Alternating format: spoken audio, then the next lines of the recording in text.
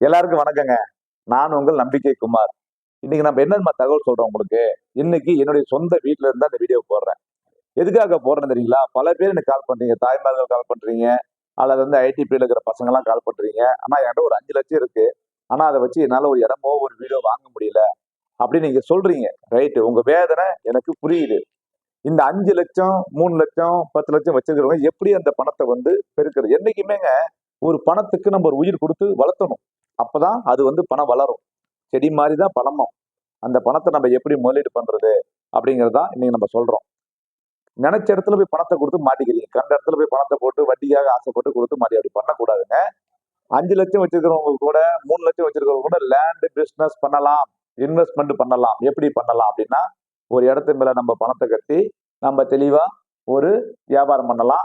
அந்த வியாபாரத்துல நமக்கு வர இன்கமை நல்ல டெவலப்மெண்ட் பண்ணி எதிர்காலத்துல நீங்களும் ஒரு நல்ல பெரிய ப்ராப்பர்ட்டி வாங்க முடியும். சரிங்களா?